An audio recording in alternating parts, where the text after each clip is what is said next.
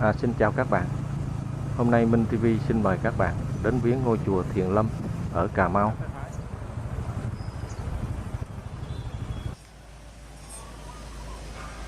Đây là cây cầu Cái Nhúc trên tuyến Quảng Lộ - Phụng Hiệp. Phía dưới cầu có con đường dẫn vào chùa Thiền Lâm.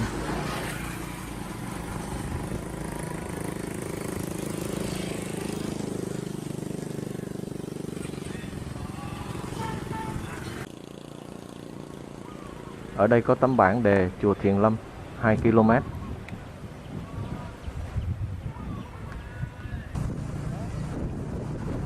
Từ đây chạy đến chùa Thiền Lâm khoảng 2 km đó các bạn. Và bây giờ mời các bạn cùng đi đến chùa Thiền Lâm cùng với mình nhé.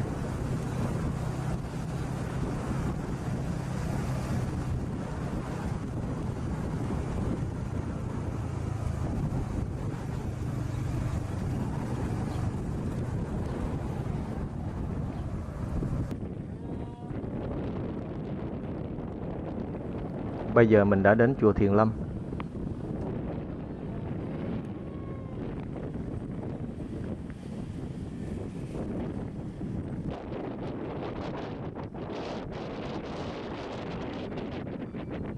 Đây là con sông phía trước chùa.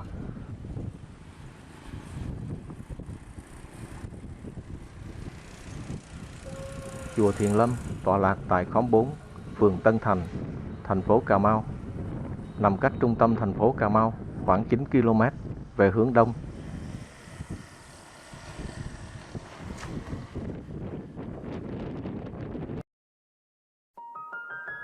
Ấn tượng đầu tiên khi đặt chân đến cổng tam quan của chùa Thiền Lâm, du khách sẽ ngỡ ngàng bởi vẻ đẹp của cổng chùa.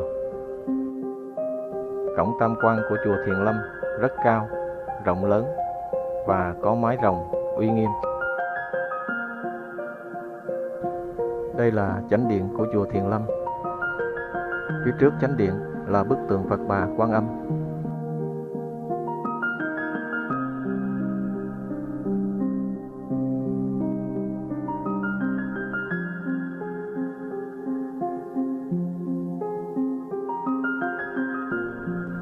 Khuôn viên của chùa Thiền Lâm rộng hơn 3 hectare.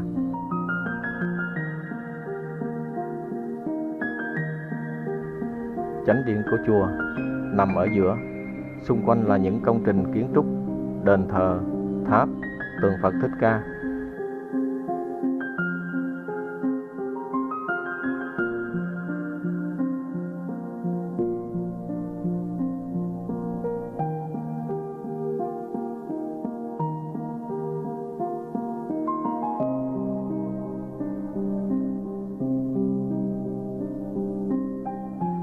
Hai bên đường lên chánh điện là hai con rồng rất lớn.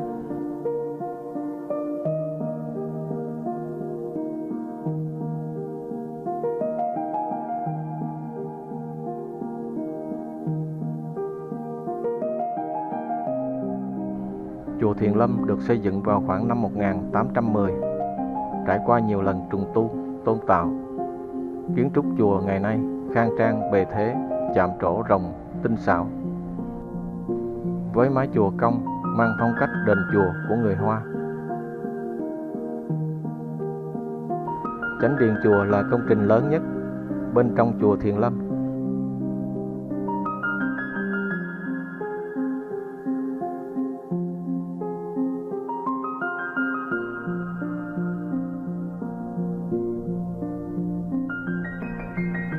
Đây là không gian bên trong chánh điện.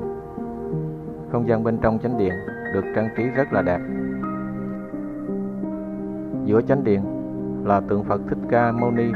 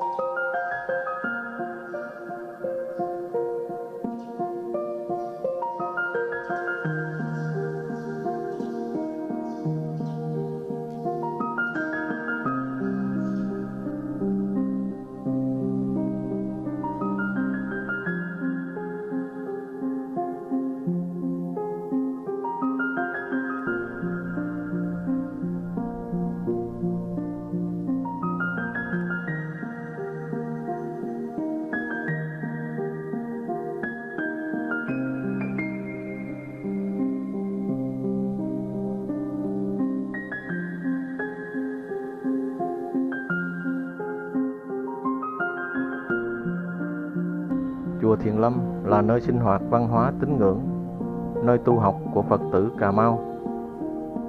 Hàng năm vào những ngày lễ lớn của Giáo hội Phật giáo Việt Nam, Chùa Thiền Lâm đón rất nhiều du khách và tín đồ Phật tử du lịch Cà Mau đến cúng viếng.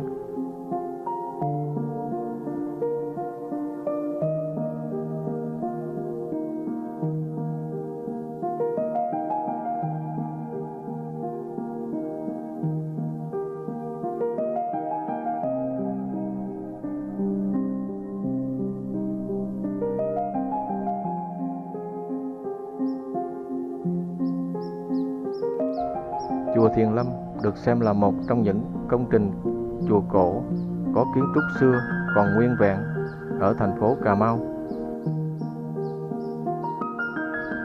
Nếu có dịp đến tham quan Cà Mau, các bạn nhớ đến viếng thăm và khám phá nét đẹp tâm linh của ngôi chùa Thiền Lâm này nhé.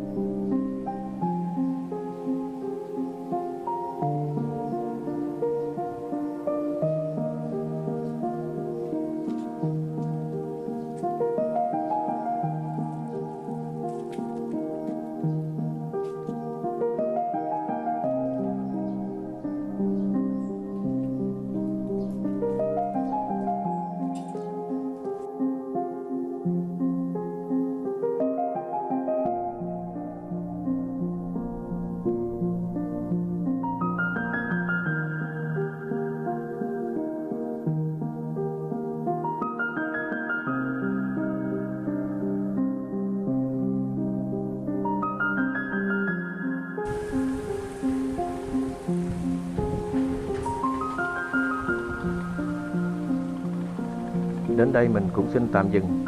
Xin mến chào và hẹn gặp lại các bạn.